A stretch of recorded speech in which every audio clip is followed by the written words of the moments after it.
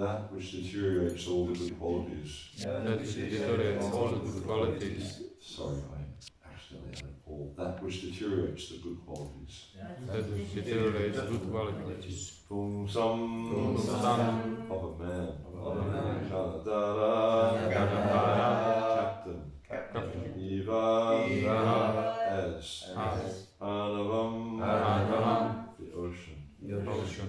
And as is the case with most verses in the Bhagavatam, we can see there's so many important points being brought out just here in the word for word. Just talking about the difficult nature of this age, how it's insurmountable, and it deteriorates all the good qualities. And because if you look back, throughout the previous ages, like the Sattva, Dvapara, Treta, you see how there was many good qualities in people in those ages. But we look at this age, and there's practically no good qualities.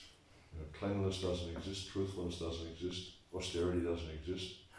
You ask people to perform some small austerity, and it's like the most horrible thing they can think of, to have to perform some kind of tapasya. But previously, it was understood that by performing tapasya, one gained great benefit, by being clean. Cleanliness is so important.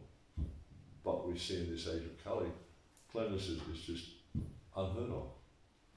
I've just spent the last 3 weeks in London teaching, and the London temple's on Soho Street, right next to, from the windows of the temple you can see Soho Square, and they've got this, basically it's just a urinal, I guess it's for men,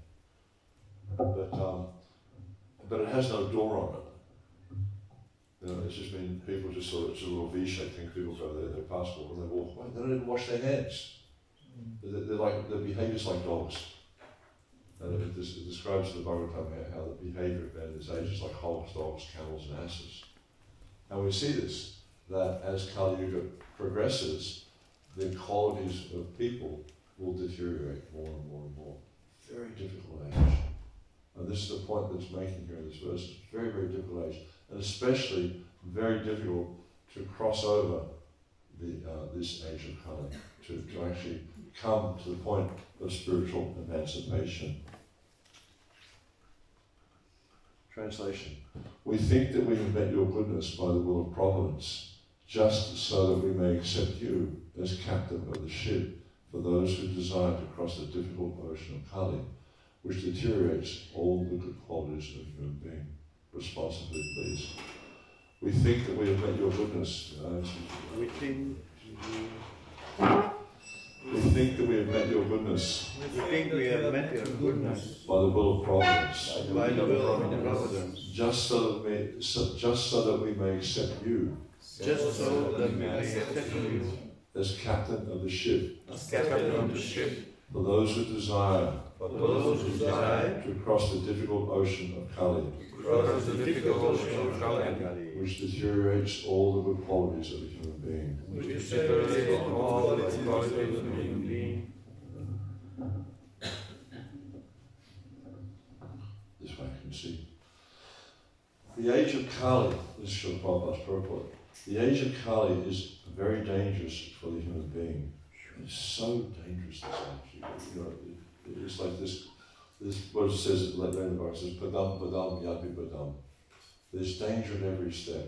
And we see it's just like I was talking with the Prabhu who picked me up from the train station, and he's just, last year moved here from Ukraine. And it's like, I know when I speak to my wife, she's been going through some dental traumas lately, and she always reflects, at least I'm not living in a war zone, because she's quite concerned about what's going on in Gaza, what's going on in Ukraine. And we're so fortunate is we don't actually live in such an, you just don't know, when a missile is going to come through the roof of your house. I remember years ago going to Sarajevo. This was just after the war had finished.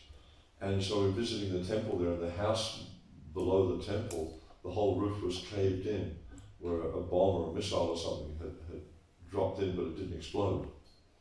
And this is the situation in this material world. You don't know from one moment to the next what's going to happen, what calamity is going to befall us. And so this is the point, one of the points being brought out here, is this, and especially in this age, because people are just completely devoid of good qualities. They have no idea of what it means to live like a human being, and actually they're living like animals. And we can see this, especially more so in the cities than in the country, but people live like animals in this age. And this is why scriptures like the Bhagavatam and this movement, this Hare Krishna movement, is so important, because it's educating people how to live like human beings. And at one time, I think Prabhupada was visiting Australia, and they said, Divine Grace, why have you come to Australia? They're challenging. He said to teach you that which you've forgotten. And this was Prabhupada's business in traveling around the world, was to educate people on what are the practice, what it means to be a human being. Not even what it means to be a devotee, just what it means to be a human being. And if you look in the 7th canto, the last chapter, there's 5 chapters there where Narada Muni is instructing, 5 or 4 chapters, Narada Muni is instructing Yudhisthira Maharaj on what it means to be human. Ideal human life, family life, etc. It goes through different chapters, basically talking about Varnashram. And in one of the chapters it mentions the 30 qualities of a human being. And if you analyze it, if you look at these 30 qualities, you'll find that most people are devoid of these qualities in this age. Even we find that most devotees are devoid of these qualities. You find a few rare souls who manifest these qualities. So we can understand we're still trying to come to the point of being a human being. Because if you look previously, the conduct of great souls was quite exemplary. Just even we see here, it's being described in this chapter, how the sages of Naimisharanya, they had assembled, in the first, I think, 8 verses, they had assembled at Naimisharanya to perform a 1,000-year sacrifice. Why were they doing this? Were they doing it so they get some fruitive gain? Just like we see so many great personalities have in the past performed sacrifice to get some fruitive benefit, so they could improve their situation in this material world. But they weren't doing that. They were performing the sacrifice for the benefit of humanity, for the benefit of everyone else, so they could actually come to the point of understanding what is the purpose of human form of life. And we see that Rishabh Dev, he points this out in the 5th chapter of the 5th canto. He says, Dayam Deho Deha Bhajam Mekon, Riloke, Kastam Makaman, Ahate Vikujame, Tabodi Bil Putakayena Shakam Shudya Yasmat Brahma Sokam Taratam. That the human form of life is not meant for sense gratification, just like the hogs and the dogs where you eat stool. That's their focus, is sense gratification. He said, no, the human form of life is actually meant for this tapodivyam, this austerity whereby we understand the divine, whereby we realize what the purpose of human life is for. It's meant to practice austerity so we can come to the point of understanding who we are and who God is. But we see in this age, people have no interest in these things. You go to any major city, most of the churches are closed.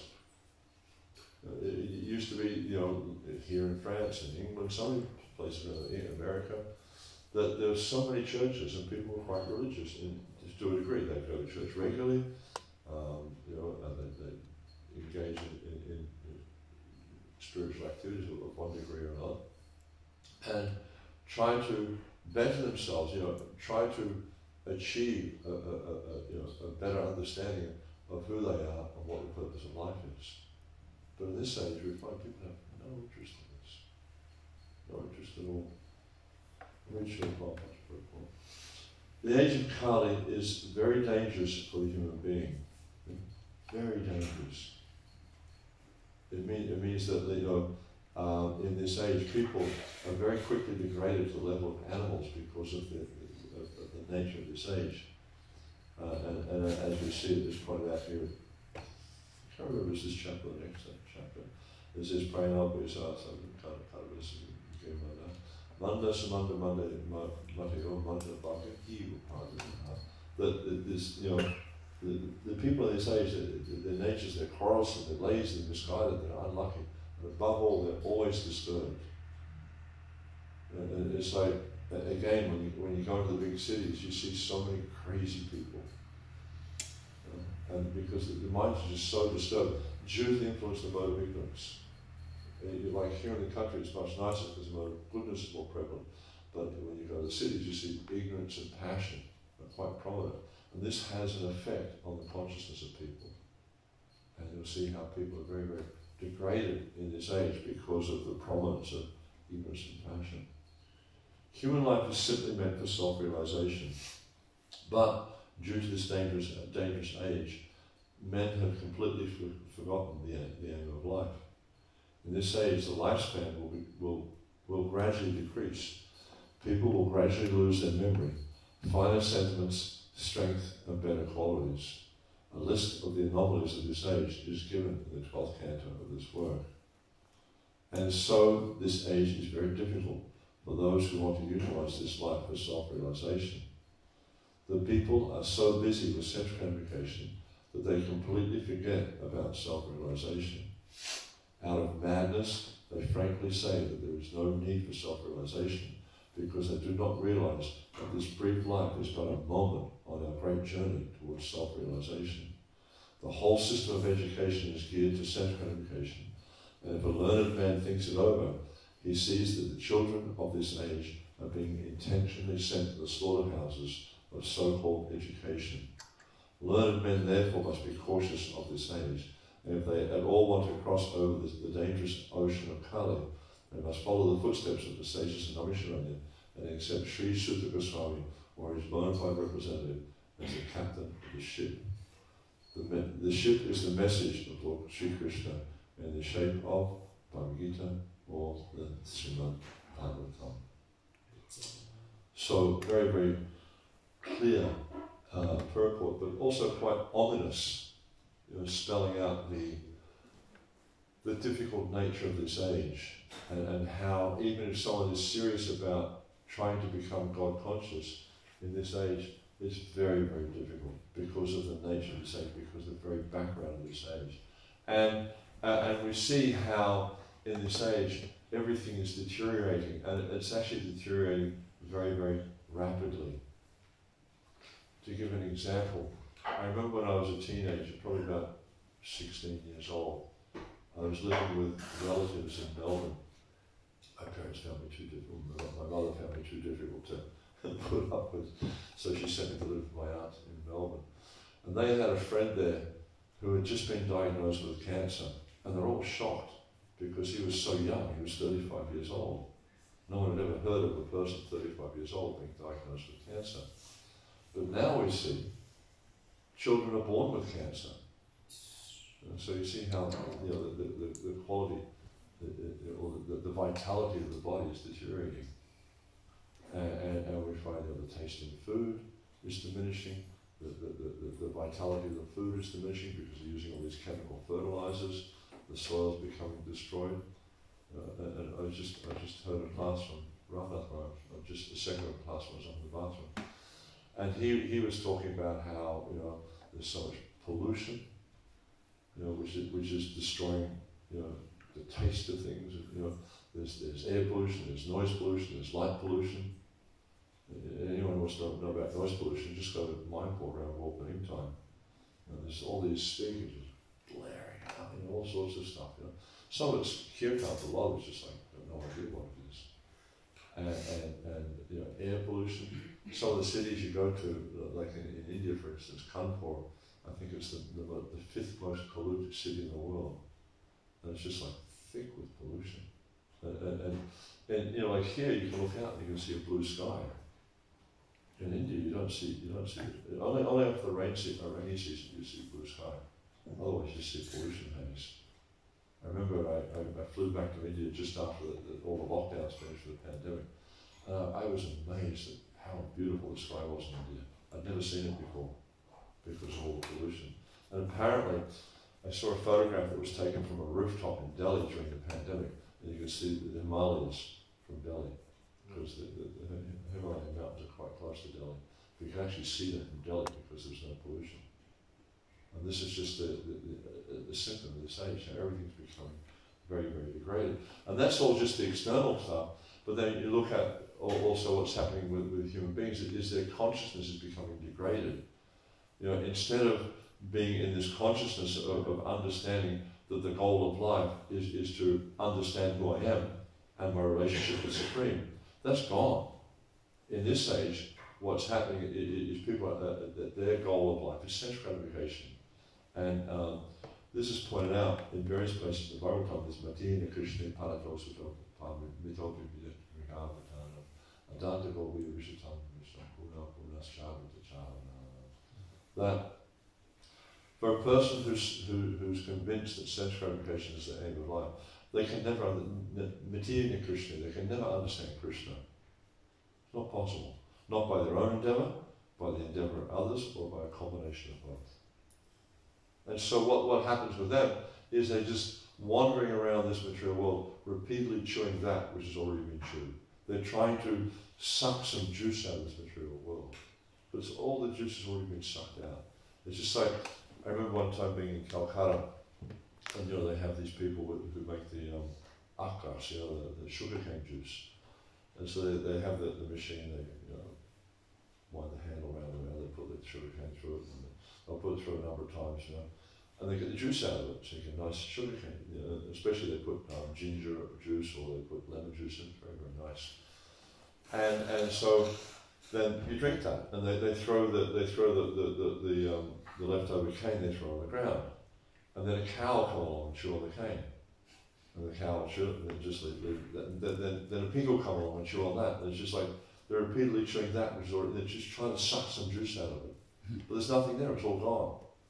And that's what it's like in this material world.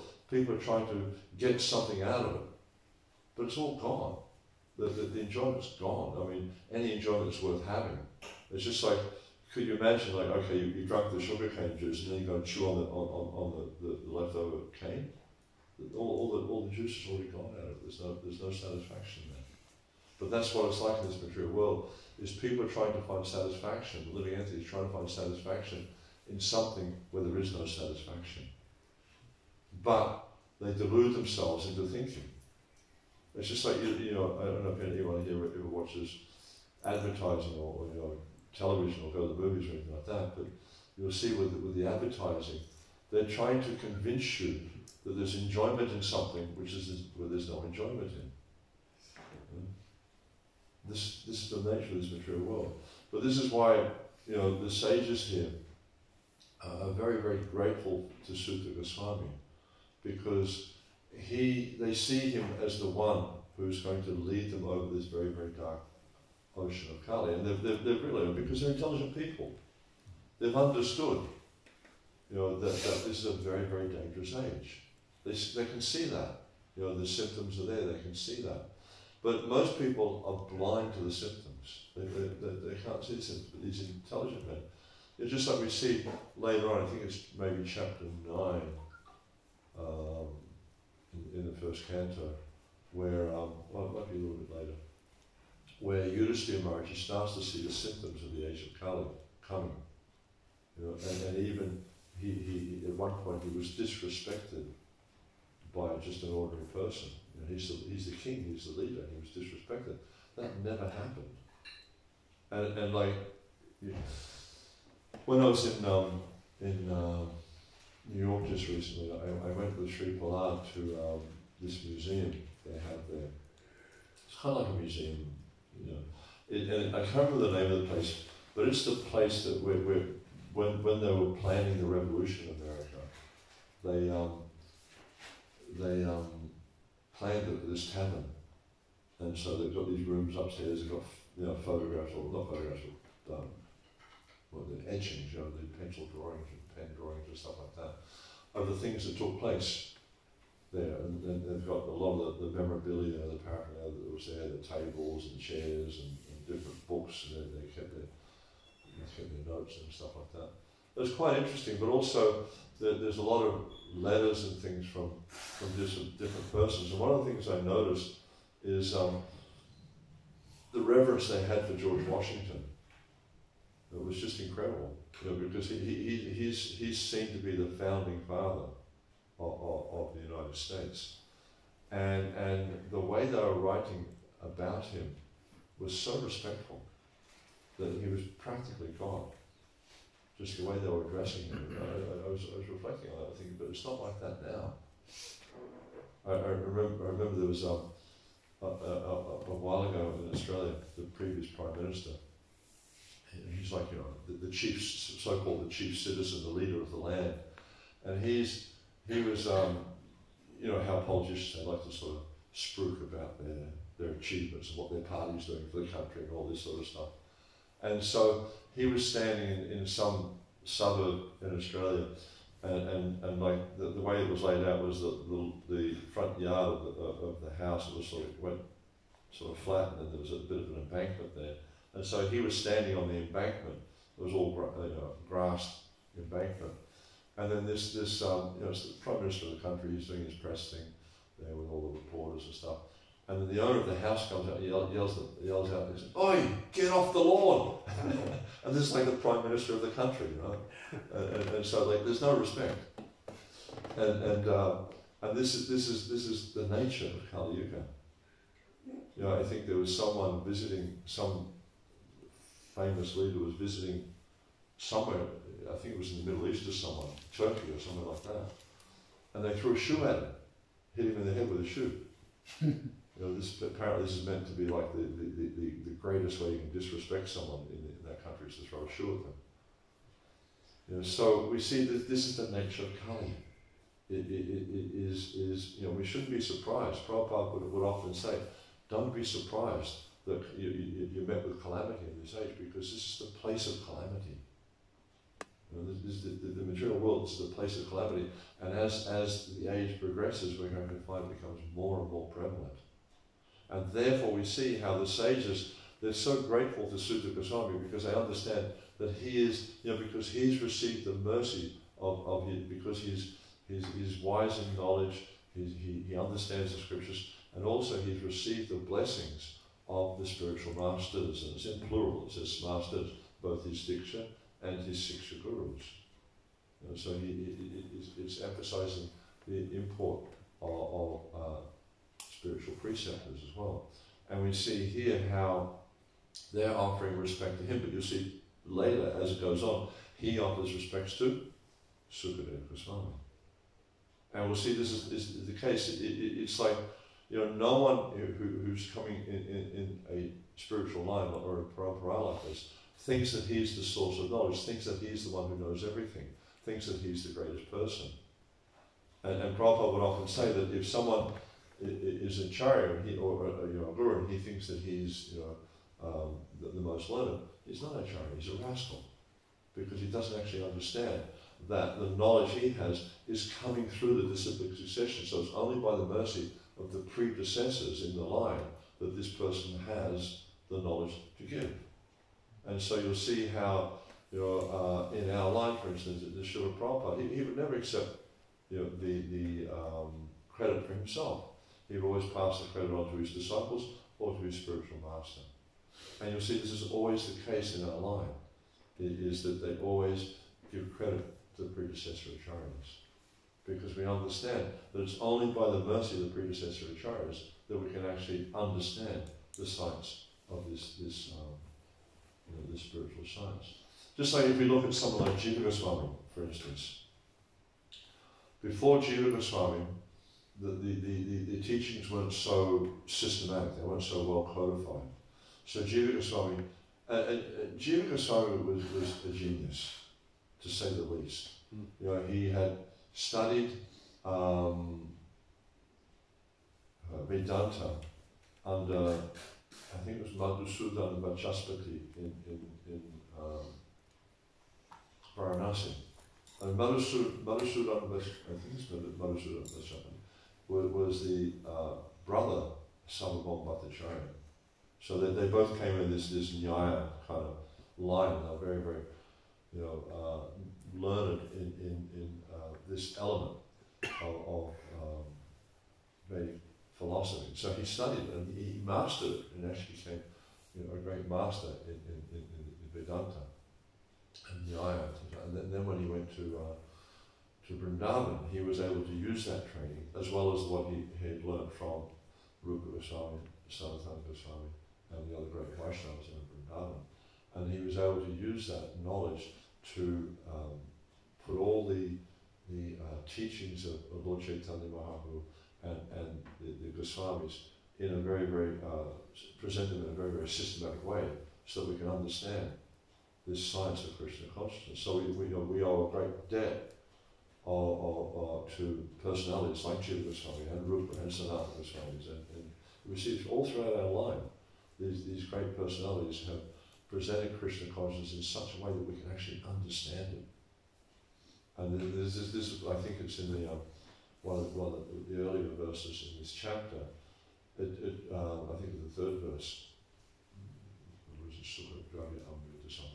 How he's because Sukadeva Goswami, because he's tasted the nectar of this knowledge.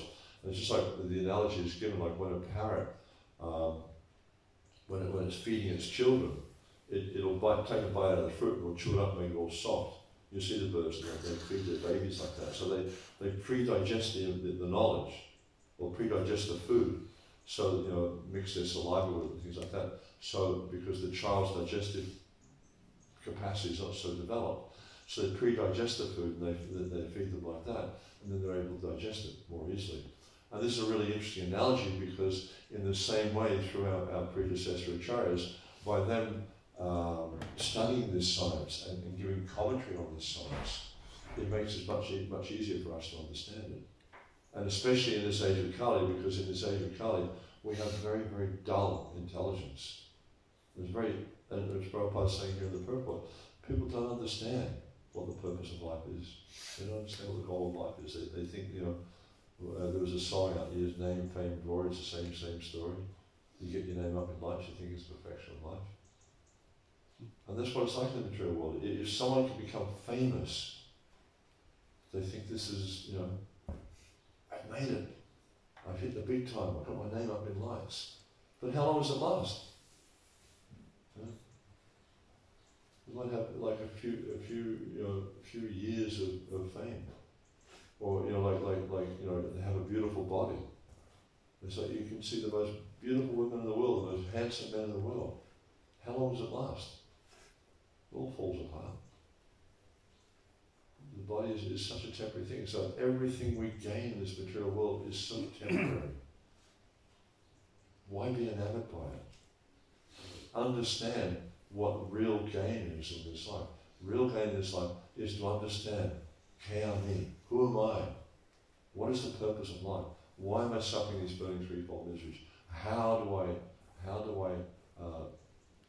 take the path back to the ultimate destination? What is that path? This is actually what's worth knowing about. Yet we see in this world, people have no idea what they're meant to be doing. And therefore, this Krishna consciousness movement is so important. Therefore, Bhagavad Gita and Srimad Bhagavatam are so important. And this is why we have such a great debt to Srila Prabhupada and to our predecessor acharyas, because they've very carefully presented this knowledge in a way that is not corrupted, but presented this knowledge in a way, and also with Srila Prabhupada, presented this knowledge in a way that we can easily understand. And it's very easy to understand this knowledge. Prabhupada's purpose make it, he takes the most complicated philosophical concepts and presents them in a way that's just very, very easy to understand. And so it's important that we regularly study Srila Prabhupada's books, and it's important that we also regularly speak about Srila Prabhupada's books, and here it's also very important. There's actually, I think it's the 6th verse in this chapter where Prabhupada mentions in the purport, he said to hear the Bhagavatam and to speak the Bhagavatam is more important than to read the Bhagavatam. Because when you hear, there's the engaging the ear, because what is this? Shravanam Kirtanam, so the first two elements of the 9 processes of bhakti is to hear and to speak. So by engaging these senses, the heart becomes purified. Very, very powerful. That's why it's always very important to hear the Bhagavatam. And actually we see in the next verse we'll mention how the way to achieve realization of this age is the Bhagavatam. and to hear. Very, very important. All right, this is a wonderful little note here. It's like probably the most motivating note I've ever seen on a Bhagavatam. Narasimha, breakfast is served at 8:45. Usually it says something, dear speaker, please finish class and questions by 7:30. But this one's really motivating. Breakfast is served at 8:45. Any comments or questions at all? Well, some questions. I have two questions. Yeah. One is you said the acharyas, they made it so simple to understand, and in essence my question is, we see that even though it's so easy to understand, it's actually very, very, very few people are interested, and even amongst people who come to Krishna consciousness, so very few are really attracted to studying this philosophy. So even Bhagavad Gita is difficult for many, most of the people. So does it mean, and at the same time we say that in this age of Kali just Sankirtan is enough. So can we expect that for most people they will take up just the chanting of the holy name? And even, we see when we, in preaching centers, when we do Kirtan nights, many people, when we do Bhagavad Gita study, 2-3 people. So can we say that these people will take the chanting of the holy name, they're just preparing for next life, or we can expect that they even go back to Godhead just by this Sankirtan? Yeah, Srila Prabhupada would often say, chant Hare Krishna and your life will be sublime. That's the beginning. You have to purify the heart. You have to purify the heart. And the reason people don't want to hear, the reason they don't want to read, is because the heart's not pure. So by chanting Hare Krishna, it purifies the heart. And if the process is effective, if they apply the process effectively, then they'll come to the point of wanting to understand the philosophy. What was I thinking of? There's an interesting purport, Madhya-lila 15 mile away, where Srila Prabhupada, he quotes from Jiva Goswami. So you can keep this in like time context, yeah? Jiva Goswami. And Jiva Goswami, he mentions that it is the opinion of the Bhagavatam that deity worship is not actually necessary, and that one can go back to Godhead simply by chanting Hare Krishna. I'm paraphrasing it because I can't remember the detail. He said, but insofar as we've experienced that those persons who come to us for initiation, their hearts are contaminated by the modes of material nature. This is therefore, at the time of initiation, deity worship, the candidate is obliged to engage in deity worship. They're obliged. It means you have no choice. And so he's making the point there that through the process of deity worship, it helps us to purify our hearts. Because, if we were, because the verse of the Madhya-lila, it's actually saying that initiation is not necessary. You don't need to get initiated if you can take shelter of the holy name. And that's Madhuswami explains it, that because we don't accept the holy name as being non-different from Krishna, therefore we need to go through the process of initiation, which is very powerful in purifying the heart. So we can see, we have the higher kind of understanding that yes, simply by chanting Hare Krishna, this is enough to deliver you back to Godhead, if you accept the holy name as Krishna directly. But how many people do that? How many people can do that? Very rare. So therefore all the other processes of purification are really, really important. And just like we see that in ISKCON, that when Srila Prabhupada was present with us, he put so much emphasis on purity and cleanliness. There's a really amazing lecture he gave in Mayapur in probably 76. Prabhupada was on a morning walk, and where the Samadhi is now, there used to be a ring road around. There was a pukul there. The pukul was still there, but there was a ring road around there. And then where the boundary wall is now, that was all the workers, where the workers stayed. And they had toilets across them. There was a doorway, and there were 3 or 4 toilets there. And Srila Prabhupada, he was out on his morning walk, And Prabhupada just really had an innate sense of finding things that weren't right, or things that weren't clean. And he said, "Oh, what is this?" And he pushed the door open with his cane, and the toilets were overflowing.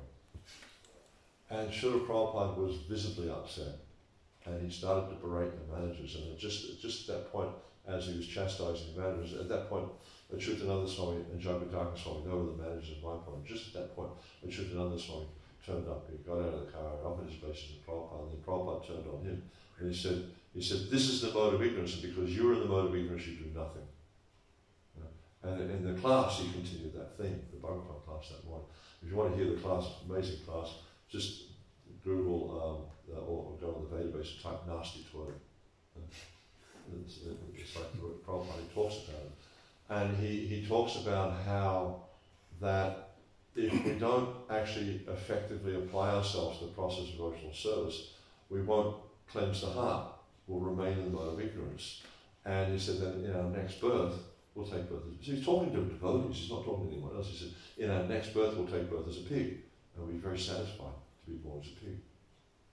So the point is, if we don't cultivate purity, if we're not very clean in our habits, then we won't be able to rise above the modes of nature. We'll stay, fixed in ignorance and passion.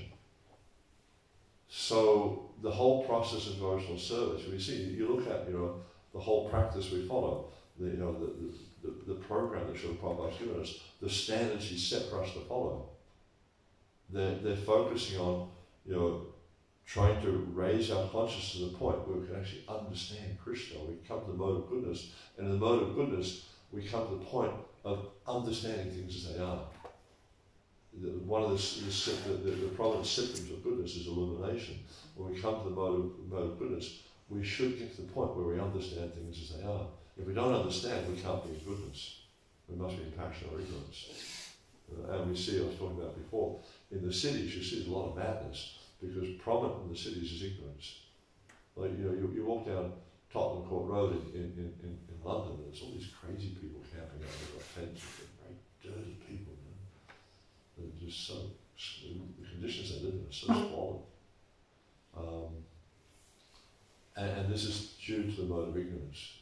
So chanting is the beginning, and if one takes seriously the chanting, it's very, very powerful means of elevating the consciousness. But if they don't take to it seriously, if it's just like some musical performance, it'll have some effect, but not much. Not as much as it could if they take it seriously. But the other processes are definitely necessary to study philosophy. If we don't study philosophy, we'll never understand. Why did Prabhupada, devote his early morning hours from 2 o'clock every morning to give us this knowledge? So we don't read it? So we don't understand it? No, he gave it for a specific purpose. We're meant to read this and understand this, to elevate our consciousness out of the low modes of nature. Question 2? Yeah, it's a short question. I'll try and give a short answer. We're supposed to absorb ourselves in this Krishna Katha. We see that many times we come for the Bhagavatam class, and that's for most of us, that's the only time when we discuss the philosophy during the time with other devotees.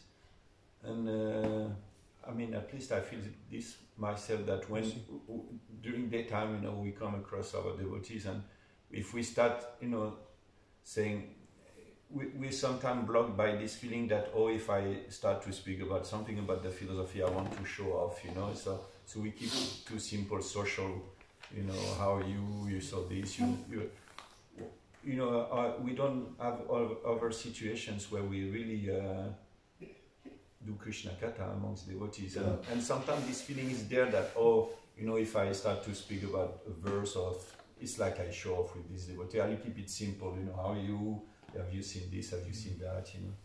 Yeah. So how to overcome this? Yeah, it's described in the Bhagavatam, later on in the Bhagavatam, about how to associate. So when you're associating with devotees who are not as advanced, then you show mercy to them. When you associate with devotees who are on a similar platform, then you have a discussion on that platform. And then when you associate with more advanced devotees, you inquire from them. But it always needs to be focused around Krishna consciousness. It should, we need to try to avoid. I mean, obviously, you have to talk about certain so-called mundane things because well, where'd you park the car, sort of thing, because you need knowledge. But by and large, our interactions should be focused around Krishna. I mean, even it's just like, did you see how the deities are dressed this morning? It's so beautiful with this autumn-coloured sort of outfit. Try to focus around Krishna. Not that you don't necessarily have to preach to people, to other devotees, because maybe they don't want to be preached to. Maybe they think they should be preaching to you. I don't know. But at least always try to keep the conversation around Krishna or things related to Krishna. I was just thinking, actually on that thought, I was just thinking that this morning when I was taking darshan, I love this here, how the morning light comes from and shines on these. It's practically the only temple in ISKCON I know where this happens. And just, it looks so beautiful. With the sun shining on Govinda Bala and Radharani's face. But I was thinking this morning, most of you probably know that the story between these deities and the deities where I live in Australia, Radha Govinda and Dari. How one of our previous temple presidents, the deities, Radha Govinda and Dari, were meant to come here, and the temple president stole them. He saw them, he offered the Murti Walla more money. But you weren't cheated. You weren't cheated in any way. These deities are just strikingly beautiful. Just as our deities are strikingly beautiful. You weren't cheated. Very, very nice. And Krishna, Balaram and Gaudiyanta are just amazing. So just try to keep the conversation focused on Krishna without trying to take a superior position. That's the problem. Our false ego comes into play, and people can pick that up. So when the false ego comes into play, I'm going to preach to you. I'm going to, it's like I'm talking down to you. But we can easily have a conversation. Just like there's this beautiful painting of Krishna Balaram over here. We can talk about that. We can talk about the outfit the deities are wearing today. Try to always, what does Krishna say? Always think of me, become my devotee, worship me, offer your homage to me, thou shalt come to me without fail. So just always try to engage in talk with Krishna. And so, sometimes you'll find, I have a few friends in ISKCON who I'm able to discuss the Bhagavatam with. And I like that association. Or when I go to Burjah in West Australia, he's so enthusiastic to talk about the Bhagavatam. That's great. It's really nourishing for me. And that's the thing, it's like, you talk about mundane topics, it's not nourishing for the self. You talk about Krishna, this is nourishing for the self. And that we all need that nourishment, otherwise we'll dry up. But you won't find mundane topics at all nourishing.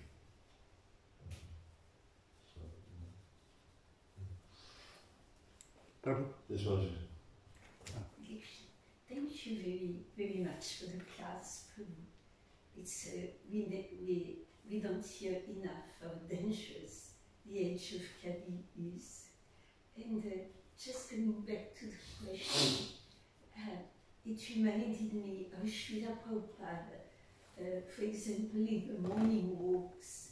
He was so expert in observing material nature and always bringing up a point related to the philosophy very naturally. He used to, for example, to see some stool or nets of birds, and he will explain to us, how the habits of the living entities are powerful, and he will go on spiritual points. So as you explain, when we are with true friends, we can very naturally bring up Srila Prabhupada topics, and it should be very natural. It shouldn't be like very fanatical, but in a very natural way. There is always a situation or topic that brings us to the Srimad Bhagavatam or Prabhupada pastimes, and it has to be first a very sincere and humble relationship with the devotees who talk to. That's my experience. Yeah, Prabhupada, he was very expert at talking about things in the material world, but connecting them to Krishna. One time he was on a morning walk, and it was I think it was on the west coast of the US, and they were in a park, and Prabhupada came. He noticed that there was a pile of bird droppings on the ground. This is just Prabhupada's genius, you know. He could see Krishna, the philosophy and everything. And he pointed to the bird droppings and he says, "What does this indicate? What does this mean?" And the sort of noticed, "Oh, there's a bird in the tree, they're pastoral, and they're giving all these different," and he says, "No, but what does it mean?" You know? And they're giving all these different explanations. And they get Prabhupada said, "This means he's attached. Because he's living there, he comes back to the same place and keeps, you know." So, Prabhupada just would, you know, and even like the example, there's a morning walk he gave in the Botanical Gardens in Melbourne in 1975, I think it was. And he was talking about the example of the deity, you know, because the devotees were saying how deity worship is idolatry. The non-devotees were accusing us of being idolatrous with deity worship. And then Prabhupada, he says, it's just like I've given the example many times of the post box. How does it work? And so then Madhavisa Swami, he started explaining, well, you know, you put the letter in the post box and the postman comes, he takes it to the GPO, and he's explaining the whole process. And Prabhupada says, no, because it is authorized. You know, so he was always able to bring that Krishna conscious connection to any situation in the material world. And so it's really, I think we need to develop that awareness of just seeing the connection of Krishna with everything. Prabhu, you had a question? Yes. There is the benediction that for 10,000 years the golden age will come back. Chaitanya Charitamrita speaks that the Sankirtan movement will literally flood the world with love of Godhead. Then there is this statement always sticking in my mind. Say the holy name will gradually establish its supremacy over everything else in this world. So, but now we read this verse, we talked about it, that Kali Yuga is completely degraded. Is there, how we have to understand, is there hope that we can clear up Kali Yuga, partially, completely, and we can really bring back the golden age? Can you talk? As far as there being a prediction in the scriptures about there being a whole golden age for 10,000 years, I have no idea where that's from. I've tried to find it, I cannot find anything like it. Even I was discussing this with Mukunda Maharaj because he was saying he couldn't find it, so I started trying to search it. I couldn't find anything like a scriptural statement saying there's going to be a golden age of 10,000 years. And as far as turning back the tide of Kali Yuga, the Nam Sankirtan has the capacity to do that, but it really depends upon the practitioners. You know, it's not going to, you know, if we don't purify our hearts, and this is why the process of bhakti is so important, because we have to purify our hearts, we have to apply ourselves to the process of bhakti. Because Prabhupada, you know, he would talk about the 6 Goswamis, and he said, why only 6? You know, we should have thousands of Goswamis. So if we can all become Goswamis or Goswami-like, then we can change the hearts, the condition of the energy. Just like you look at Srila Prabhupada, you know, how powerful Srila Prabhupada was, and how expert he was at inspiring people to surrender. In one of our classes, we do a class on oral feedback, you know, explaining to devotees how to give feedback. There's a letter that Srila Prabhupada wrote to Himavati when she made this dress for him, for his deities, and it was a little bit too short. And you know, like normally what you do is someone did something wrong, you write to them, oh, this is too short, can you make it a little bit longer? Not Prabhupada. The way he wrote to her was just like, you know, because she sent him a hat as well. And he even said, this hat you sent me is so wonderful, everyone thinks it looks very nice on me, as talking point, people saying how it looks so nice, and now it's become a regular part of my dress, and he's just glorifying everything she did. And he said, oh, by the way, the dress could be, next time make it 1 inch, I don't need to set measurements. But this one gives me the chance to see Radha on his lotus feet, so that's good. He was just super encouraging. And the thing is with Srila Prabhupada, it's like he was dealing with, and he mentioned it sometimes with like his Western disciples were like bears and monkeys. and he was able to conquer, this age of Kali with very, very unqualified people. And this was due to his greatness and due to his love that he had for so many, for everyone, basically. And Prabhupada explained the reason he felt that love and the reason he loved everyone is because he had no sex desire. So as long as we're consumed by these material desires, we're not going to be able to spread Krishna consciousness as much as it could be. So really, yes, we can be successful. The holy name can be very successful, but a lot depends upon us to become pure. Because otherwise, why we should do so much effort for preaching, Kali Yuga will not change. And we stay in a small corner and we do some. Yeah, but you'll see where there's purity, there's great force, and there's great effectiveness.